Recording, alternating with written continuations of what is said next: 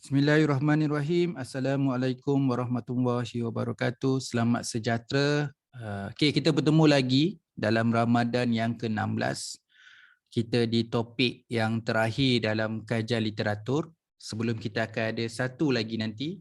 Biasanya bila saya habisnya satu bab, kita akan ada alignments dan juga tips keseluruhan berkaitan dengan khususnya kepada bab kajian literatur. Dan hari ini kita akan membincangkan berkaitan dengan outline dalam bab kajian literatur. Okey, jadi dalam bab kedua ni antara objektif perkongsian saya adalah untuk dapatkan konsisten daripada awal sehingga ke hujung. Apa yang kita berbincangkan itu adalah bukan benda lain, saling keterkaitan, ada perkaitan kesemuanya.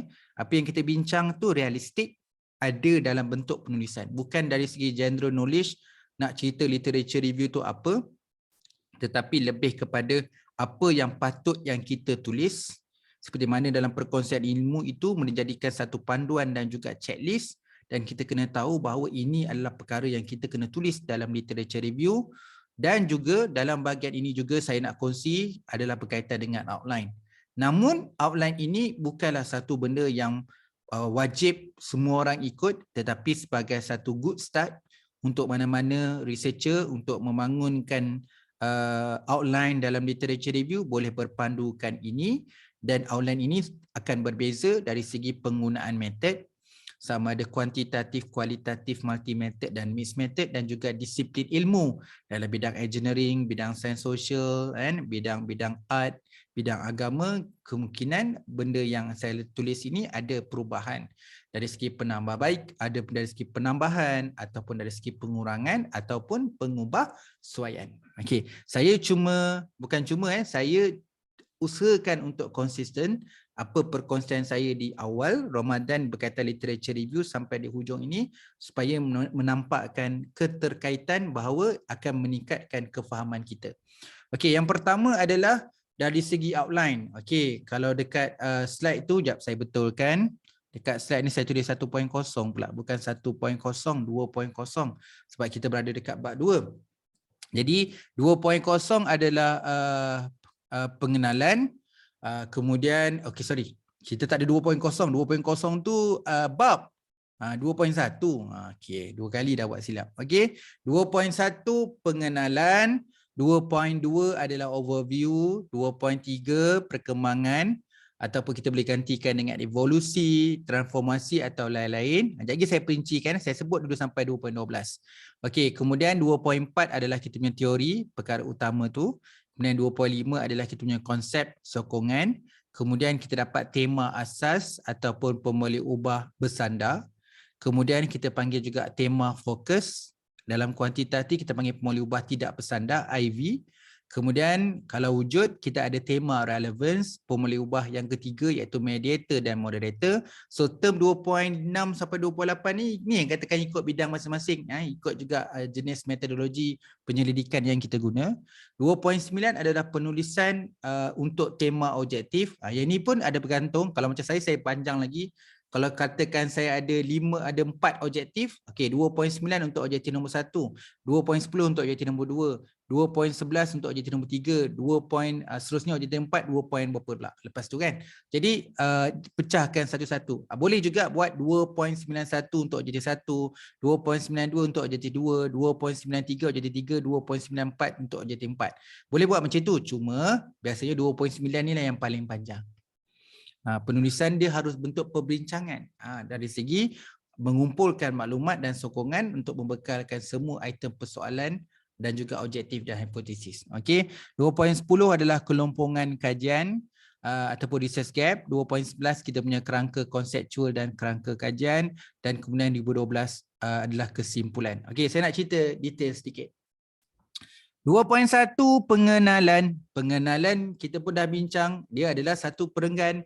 Bab ini akan membincangkan, contohkan katakan ini outline ni kan.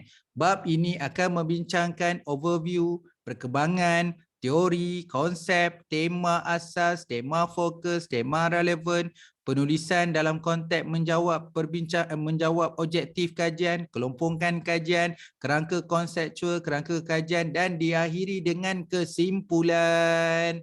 Itu je cara tulis pengenalan. Lepas tu ceritalah overview. Okey, overview ni bukan apa. Okey, kalau nak tahu 2.2 dan 2.3 tu adalah merujuk kepada latar belakang.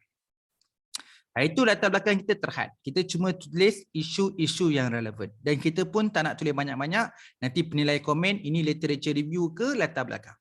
Jadi kita boleh perkemaskan, extendkan lagi yang latar belakang dalam bab literature review. Di sinilah tempat dia.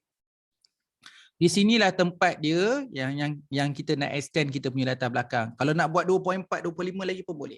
Cuma saya kat sini saya pecah dua je. Pertama overview, umum dululah. Okey, dia macam piramid lah, umum dulu. Lepas tu kita zoom sikit nak tengok perkembangan ke, evolusi ke ataupun transformasi. Okey, kalau kata nak pecah 2.3 perkembangan, 2.4 evolusi, 2.5 transformasi, silakan, tak ada masalah. Kalau dapat kelulusan daripada supervisor pun meraihkan ataupun membenarkan. Itu level 1. Level seterusnya adalah level teori. Teori perkara utama dan konsep 2.4. Ini pun saya yakin akan pecah. 2.41 teori X, 2.42 teori Y. Okay? Itu yang konsep. Konsepnya lagi banyak. 2.51 ada model, 2.52 model B pula, 2.53 kita ada polisi, 2.6 kita ada apa lagi? Kita ada practice. Jadi banyak lagi. Jadi ni sekadar general guideline saja, dan kita ada subsection lagi. Kemudian fasa seterusnya, level yang seterusnya kita panggil level 2 lah kan dalam kita perbincangan kita sebelum ni. Level kedua adalah mengeluarkan yang kita propose kita punya boleh ubah faktor ke, dimensi ke, tema ke dipanggil. Tapi kat sini untuk saya untuk mengimbangi kualitatif, saya pecahkan kategori tema tu lah. Saya ada 3 tema kat sini, tema asas, tema fokus dengan tema relevan. Okey, kalau kuanti biasalah DV, IV dengan moderating dengan mediating. Jadi perkara 2.6, 2.7, 2.8 tu adalah konteks kita punya pemoleh ubah dan kita punya tema. Okey, 2.9 ni perkara paling penting. Inilah orang kalau nak tanya spesifik penyataan masalah pun dekat 2.9 ni lah. Sebab tu lepas 2.9 kelompongan kajian ada format universiti yang tak ada 2.10 ni tak apa. 2.10 ni tak ada tak apa, tapi kita akan ada penerangan tu di perenggan terakhir. Katalah 2.9 kita ada 4. 2.91, 2.92, 2.93, 2.94. Setiap perenggan terakhir atau 2 perenggan terakhir 2.91, 2.92, 2.93, 2.94 tu adalah kelompongan kajian. Jadi ada yang tulis ada 2 teknik kat sini lah, ataupun ada pengkhususan 2.10 adalah kelompongan kajian. Kelompongan kajian tu betul-betul dia refer 2.9. Jadi 2.10 tu memang dia lanjutan daripada 2.9. Okay, kemudian kita tahu bahawa sebuah kajian kena ada kerangka konseptual dan kerangka kajian dalam memandu dalam penulisan kita dekat bab metodologi, analisis, seterusnya dapatan dan juga sumbangan. Jadi 2 output terakhir, level 4 adalah kelompongan dan kerangka, level 3 adalah bagaimana buat perbincangan, menulis perbincangan secara empirikal, merujuk kajian-kajian lepas berdasarkan penyelidikan, elok daripada tesis atau artikel, kita bincang secara pengkhususan kepada objektif, question, hipotesis. Level 2 adalah kita punya faktor, pemoleh ubah dan tema. Kat situ kita akan bincang apakah tema pemoleh ubah kajian yang digunakan. Di sini saya panggil pemoleh ubah bersandar, pemoleh ubah tidak bersandar, pemoleh ubah mediator, moderator, ataupun tema asas, tema fokus dan tema relevan. Kemudian aspek level 1 adalah dalam sebuah penyelidikan kita perlu ada teori dan konsep. Sebab itu adalah asas ilmu utama dan sokongan. Kemudian perkara awalan. 2.2 dan 2.3 tu adalah kesinambungan, extension daripada research background.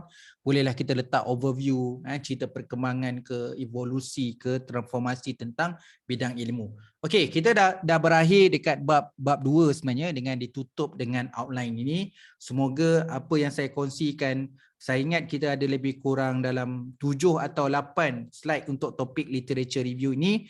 Make sure benda tu kita dapat. Maksudnya tak boleh skip lah Jadi dekat literature review tu siri Ramadan kita nanti, tak silap saya siri Ramadan yang ke-10, 10, 11, 12, 13, 14, 15, 16 ni harus dilihat secara sekuen. Tengok dulu Ramadan yang ke-10 dulu, lepas tu yang ke-11, lepas tu 12, 13, 14, 15, baru dapat 16 ni outline. Okey, semoga dia dapat memberi manfaat. Saya akan tutup nanti dekat bab 2 ni ada satu perkongsian untuk kadahapan ni, mungkin 2 hari lagi. Sebab saya ada satu lagi perkongsian dari segi pengurusan masa tu. Jadi kita akan cover juga total alignment. Jadi bab 2 ni kita akan buat total alignment dan juga tips macam mana ataupun bagaimana menulis literature review dengan baik. Okey, jadi itu saja untuk perkongsian kali ini untuk outline bab kajian literatur. Semoga bermanfaat. Mohon maaf atas kekurangan dan kesilapan. Semoga usaha-usaha kita mendalami ilmu pengajian penyelidikan ni dalam penulisan tesis dan artikel tu diberkati dan dapat memanfaatkan untuk kita dan orang lain. Okey, terima kasih semua. Assalamualaikum dan selamat sejahtera.